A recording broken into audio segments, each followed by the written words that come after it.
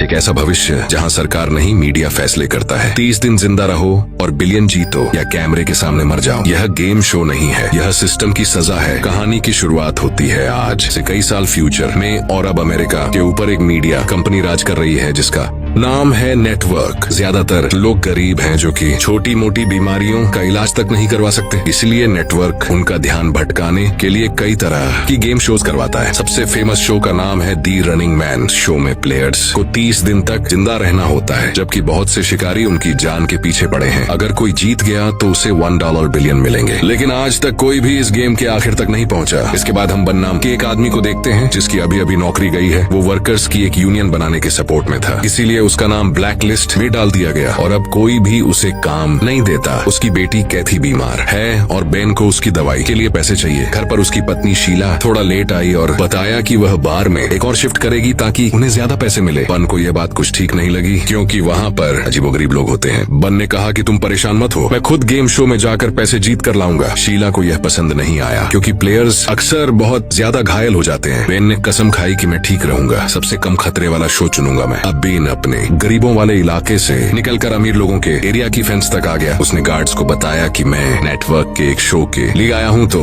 उन्होंने उसे अंदर जाने दिया। स्टेशन पर गरीब लोगों की लंबी लाइन थी जो सिलेक्ट होने आए थे। अचानक एक बूढ़ा आदमी बहुत बीमार महसूस करने लगा, लेकिन फिर भी पैसों के चक्कर में बेचारा बोलता रहा कि मैं खेल सकता हूँ। आखिर में जब वह गिर ही गया तो बेन ने उसे पकड़ा और मदद के लिए चिल्लाया। गार्ड्स ने बेन को डांटा, कहा कि लाइन से बाहर क्यों गए और उसे पीट कर वापस भेज दिया। फ्रंट डेस्क पर बेन को पता चला कि उसकी फाइल पर वार्निंग लगी हुई है बात न मानने की वजह से। अब गुस्से में उसने स्क्रीन पर मुक्का मार दिया। फिर वहाँ से उसे एक ब्रेसलेट देकर एलिवेटर 6 की तरफ भेज दिया गया। वहाँ उसकी मुलाकात टिम और जेनी से हुई जो उससे दोस्ती करना चाहते थे। सबको यूनिफॉर्म दी गई और फिजिकल टेस्ट हुए, जैसे सुअर में चढ़ना, भागना। बेन ने इस टेस्ट में टिम की काफी मदद की। ब्रेक के दौरान एक गार्ड बेन को सजा देने आया, लेकिन बेन ने बिना डरे उसका हमला रोक दिया। बाद में कई तरह के और भी टेस्ट हुए। बेन के हर एक जवाब में काफी एटीट्यूड दिख रहा था। साइकोलॉजिस्ट ने कहा कि बन सबसे ज्यादा गुस्से वाला प्लेयर है। जो लोग फाइनल राउंड तक गए उनको रंग बिरंगे जंप सूट मिले। बन, टीम और जेनी को एक रेड जंप सूट मिला जिसके पीछे टारगेट बना हुआ है, मतलब कि उन्हें रनिंग मैन शो के लिए चुना गया है। इसके बाद बन प्रोड्यूसर डैन से मिला और कहा कि वह कोई और गेम करना चाहता है। डैन ने उसे $1000 का बोनस दिया ताकि वह अपना मन बदले और कहा कि बाकी शोज में ज्यादा पैसा नहीं मिलता, रनिंग मैन में हर दिन जिंदा रहने पर पैसे मिलते हैं। वैसे भी तुम्हारा नाम ब्लैक लिस्ट में है तो तुम्हें नौकरी तो मिलेगी नहीं। अपने परिवार के बारे में सोचकर बेन ने कॉन्ट्रैक्ट साइन कर दिया। फिर बेन की मुलाकात फैमिली अलायंस के एजेंट से हुई। कॉन्ट्रैक्ट के हिसाब से नेटवर्क बेन के परिवार को सिक्योरिटी देगा, उन्हें सेफ हाउस में ले जाया गया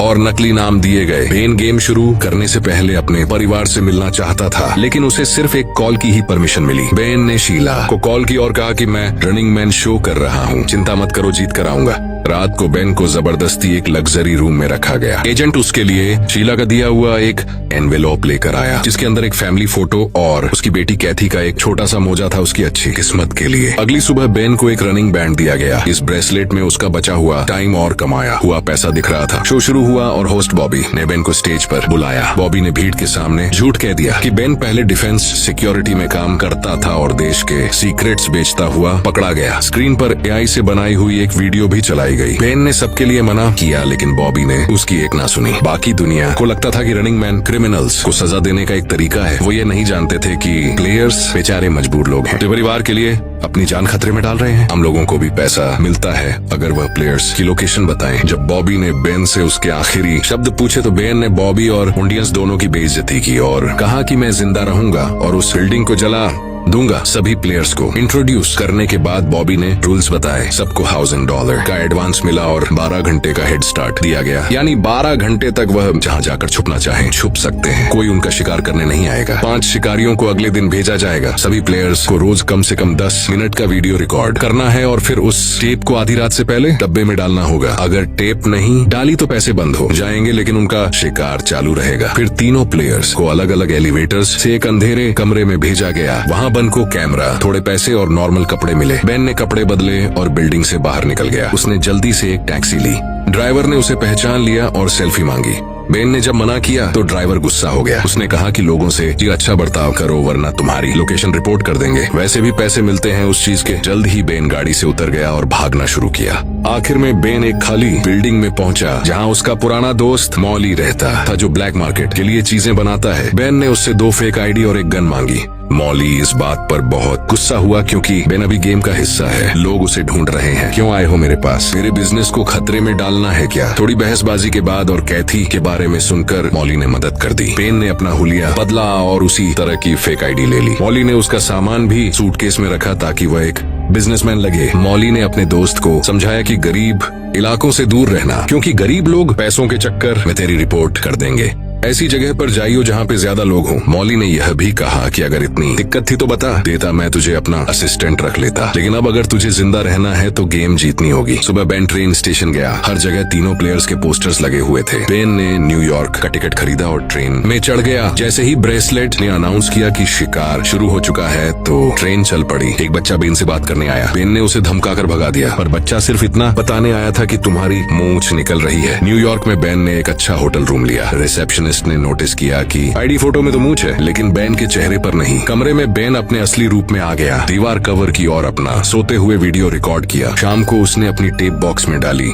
आधी रात को ब्रेसलेट ने बताया कि उसका पहले दिन का बोनस मिल गया है। उधर शिकारियों ने मॉली को पकड़कर टॉर्चर किया जब तक उसने फेक आईडी वाला नाम नहीं बताया। अगले दिन शिकारी बेन के कमरे में घुस गए और उसे गोली मार दी। लेकिन उसी वक्त बन की आंख खुली और उसे समझ आया कि यह बस एक बुरा सपना था। टीवी पर दिखाया गया कि कैमरा टिम को फॉलो कर रहा है। टीम एक दुकान में क्लर्क के साथ फ्लर्ट कर रहा था। जैसे ही वह बाहर निकला, हंटर्स ने उसे आसानी से ढूंढ लिया और सीधा उसके सर पर गोली मारी। इसके बाद बेन ने 3 दिन के लिए और रूम रेंट किया। उसने अपना सारा सामान एक नॉर्मल बैग में डाला और खिड़की से नीचे कचरे के कंटेनर में फेंक दिया। फिर वह बिल्कुल नॉर्मल तरीके से होटल से बाहर निकला। अपना बैग उठाया और बॉस्टन जाने के लिए बस पकड़ ली। बॉस्टन में उसने एक गरीब आदमी से कुछ पुराने कपड़े और हॉस्टल के कमरे की चाबी खरीद ली। बन चुपके से हॉस्टल के अंदर घुस गया और लिफ्ट में चढ़ गया। उसने ये नहीं देखा कि लिफ्ट के ऊपर आउट ऑफ सर्विस का साइन लगा हुआ था। लिफ्ट बीच में ही अटक गई। दूसरे फ्लोर से पहले पेन को अब जैसे तैसे बाहर निकलकर तीसरे फ्लोर तक पहुंचना पड़ा, जहां उसका कमरा है। कमरे की अलमारी के डब्बे में उसे एक च्युइंगम, सिगरेट और एक ग्रेनेड मिला। उसने अपना वीडियो रिकॉर्ड किया और ब्रेसलेट ने उसे याद दिलाया कि टेप बॉक्स में डालनी है। लेकिन बॉक्स के पास बहुत लोग खड़े थे। फिर नहाने के लिए तैयार हुआ और कॉमन बाथरूम की तरफ गया। बॉक्स के बारे में सोचते हुए अचानक से उसे याद आया कि बाहर खड़े लोगों में से एक चेहरा जाना पहचाना सा है। वह एक शिकारी है और अब सारे शिकारी ऊपर आ रहे हैं। किसी ने बाथरूम का दरवाजा खोल दिया और बन छुप गया। अब वह शिकारी तीसरे फ्लोर पर पहुंचा और कमरे चेक करने लगा। शिकारी के जाते ही बेन बाथरूम में घुस गया और उसने कोशिश की कि खिड़की से देखे बाहर चल क्या रहा है, लेकिन खिड़की बंद थी। अपने बैग के बिना यहाँ से निकलना मुमकिन नहीं है। बन ने दीवार से एक लोहे की रड खींचकर निकाली और जल्दी से शीशा तोड़ दिया। उसने गम की मदद से शीशे के टुकड़े रोड पर चिपका दिए। अब कॉरिडोर में बेन शीशे की मदद से शिकारियों की पोजीशन चेक करता हुआ जा रहा था। अब शिकारी उसके कमरे में जाने ही वाले थे, लेकिन बन चुपके से सीढ़ियों पर चढ़ गया और जोर से चिल्लाया, अरे वह टीवी शो वाला बंदा दूसरे फ्लोर पर भागा है, कोई पकड़ो उसे। और वह खुद नीचे जाने की बजाय ऊपर भागा और छत पर पहुंच गया। वहां से वह चमकते हुए साइन की केबल पकड़कर नीचे उतरने लगा। वह अपने कमरे तक पहुंचा और खिड़की तोड़कर अंदर घुस गया।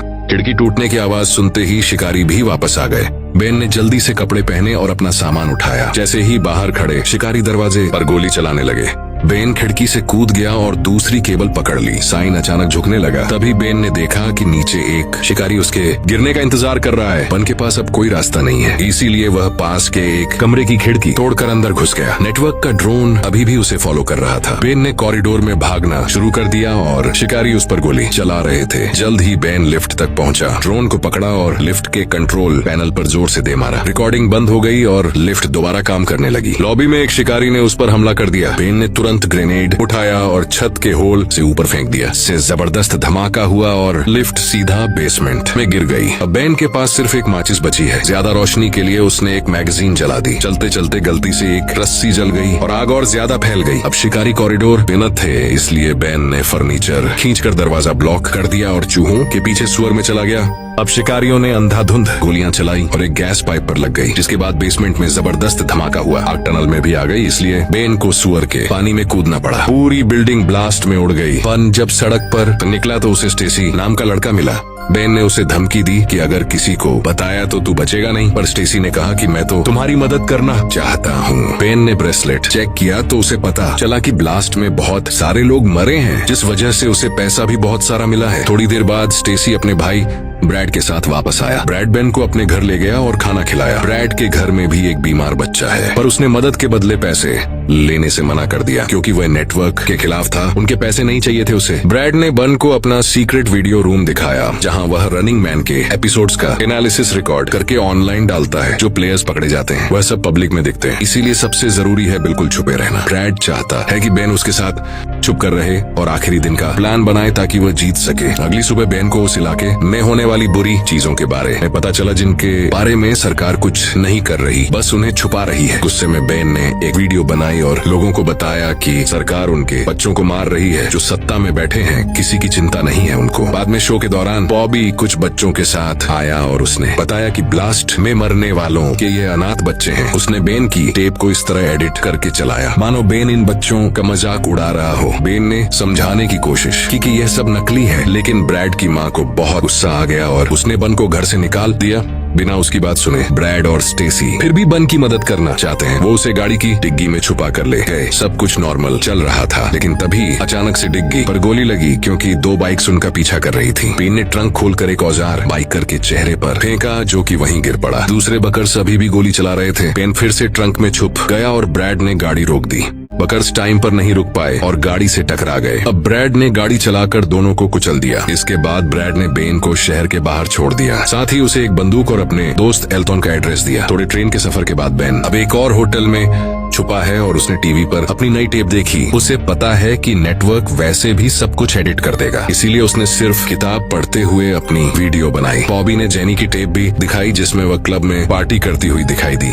अपना भस बदलकर बेन आज की टेप को बॉक्स में डालने गया, लेकिन वहाँ पर मेलमैन खड़ा था जो उस पर शक करने लगा। उसने बेन के चेहरे के पास आकर बात करने के बहाने वीडियो रिकॉर्ड कर लिया। बेन उस पर झपट पड़ा और हमला कर दिया। फिर टेप जल्दी से बक्से में डालकर बेन भाग गया, लेकिन अभी भी एक गाड़ी उसका पीछा कर रही थी। बेन ने जंगल से भागते हुए फेंस पार की और जल्दी से चलती हुई ट्रेन में चढ़ गया। मेलमैन ने गोली चलाई, लेकिन बेन किसी तरह बच गया। कुछ देर बाद हम बेन को एक लंगड़े आदमी का नाटक करते हुए देखते हैं। वो लंगड़ा कर सड़क पर शो देख रहे लोगों के ग्रुप में खड़ा हो गया। उधर जेनी एक कसीनो में पकड़ी गई। वो कार से भागने वाली थी, लेकिन 2 लोगों ने उसकी गाड़ी में आग लगा दी और वह मर गई। कुछ देर बाद बेन आखिरकार एल्टन से मिला। एल्टन अपनी माँ के साथ रहता है। उसने बताया कि माँ की दिमागी हालत ठीक नहीं है, इसीलिए उनके ऊपर ज्यादा ध्यान मत देना। वो एल्टन बेन को अपने खुफिया कमरे में ले गया जहाँ उसने नेटवर्क के खिलाफ पंफलेट प्रिंट किए। उसके पापा पुलिस में थे, पर सिस्टम के खिलाफ बोलने पर उनके ही लोगों ने उन्हें मार दिया। तब से अल्टोन भी एक बागी बन गया। उसने बेन को बताया कि पूरे देश के स्ट्रीट लैंप्स में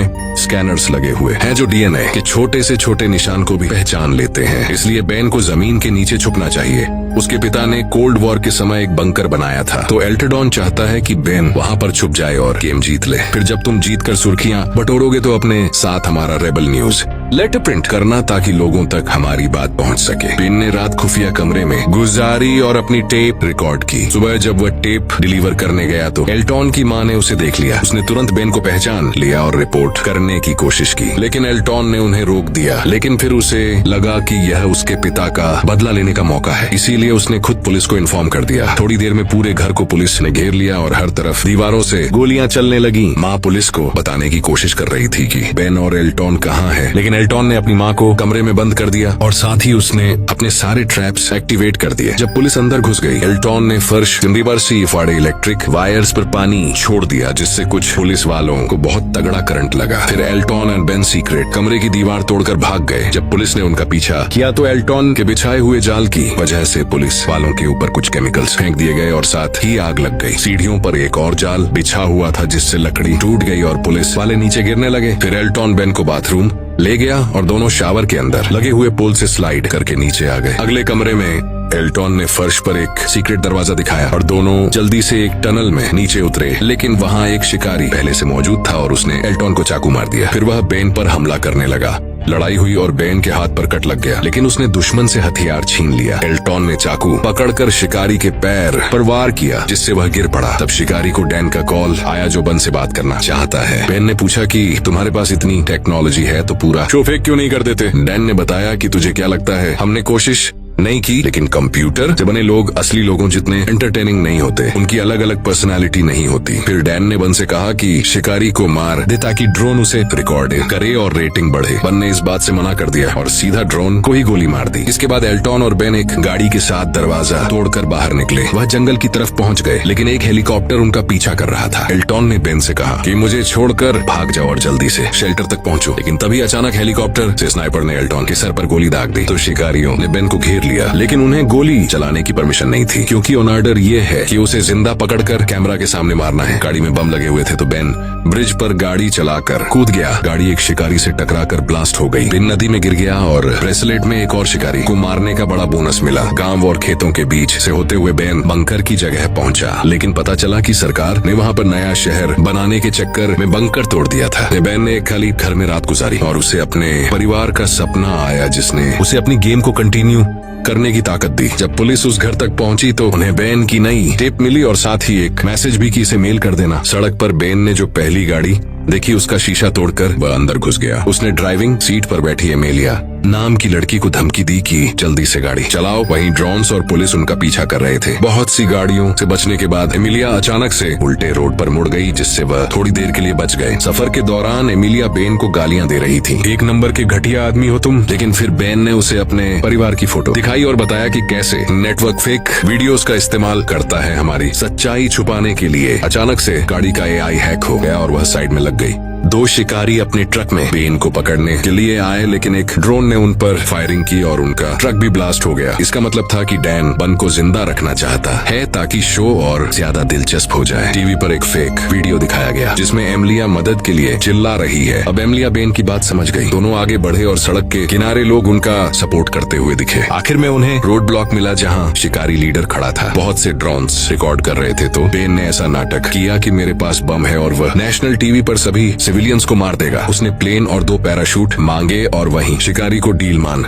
लेने का ऑर्डर मिला। एयरपोर्ट पर बेन ने एमिलिया से कहा कि तुम चाहो तो जा सकती हो, लेकिन एमिलिया ने मना कर दिया क्योंकि वह सच देख चुकी है। प्लेन में बेन ने शिकारियों के लीडर से मास्क हटाने को कहा। उसने एक बार को तो मना कर दिया, लेकिन जब डैन ने ऑर्डर दिए तो उसे मास्क हटाना पड़ा और कैमरा ने इवान के चेहरे को रिकॉर्ड किया। वह समझ गया था कि ये पायलट्स भी आम तो नहीं होंगे, यह भी उसे मारना ही चाहते हैं। उसने कहा कि इस प्लेन को कनाडा ले चलो वरना उड़ा दूंगा इस प्लेन को। फ्लाइट के दौरान बेन ने इवान को बहुत सी बुरी भली चीजें कही कि तुम मासूम लोगों को मारते हो, शर्म नहीं आती तुम्हें। दोनों लड़ने वाले थे, तभी एमिलिया बम के डर का ड्रामा करने लगी। तब स्क्रीन पर डैन आया और बताया कि प्लेन स्कैन हो चुका है, कोई बॉम्ब नहीं है, हमें पता है। अब इवान बेन पर गोली चलाने ही वाला था, लेकिन तभी पायलट्स ने उस पर बंदूक तान दी। डैन ने इवान को डांटा क्योंकि वह बेन को एक बढ़िया तरीके से मारना चाहता है। फिर डैन ने अकेले में बेन को एक डील दी, अगर बेन इवान और सभी पायलट्स को मार दे तो वह नया शिकारी बन सकता है और हर साल उसे करोड़ों रुपए मिलेंगे। लेकिन बेन ने मना कर दिया। तब डैन ने उसे एक वीडियो दिखाई जिसमें उसकी पत्नी शीला और बेटी कैथी को शिकारियों ने मार दिया था। ये देखकर बेन पागल सा हो गया। वह चीख पड़ा और गुस्से में लैपटॉप तोड़ दिया। एमिलिया ने अपनी स्क्रीन ऑन की और देखा कि बॉबी बेन के परिवार की क्लिप दिखा रहा है। वह बोल रहा था कि शिकारियों ने उससे चिढ़कर सारे रूल तोड़ दिए, उसके परिवार को मार दिया। अब पूरी ऑडियंस बेन के साथ थी।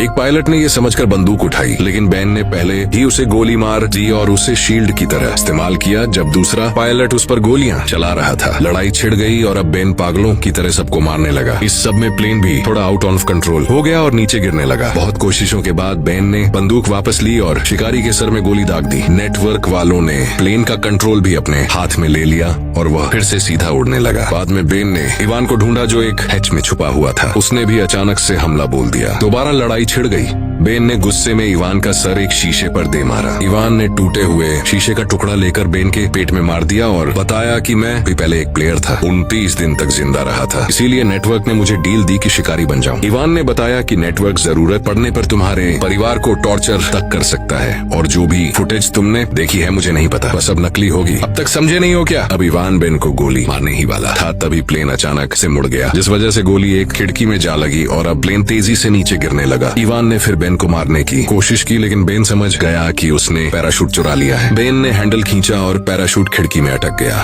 फिर बेन किसी तरह अपनी जान बचाते हुए नेटवर्क शो के स्टेज तक पहुंच जाता है। चारों तरफ कैमरे, लाइट्स और चीखती हुई भीड़ होती है। अचानक एक जोरदार धमाका होता है, पूरा स्टेज हिल जाता है, अफरा तफरी मच जाती है। धुएं के बीच से बेन आगे बढ़ता है। डैन सामने खड़ा होता है। एक पल की खामोशी। बेन बंदूक उठाता है और डैन के सिर में गोली मार देता है। डैन जमीन पर गिर पड़ता है। कैमरे चलते रहते हैं। यहीं पर कहानी खत्म हो जाती है।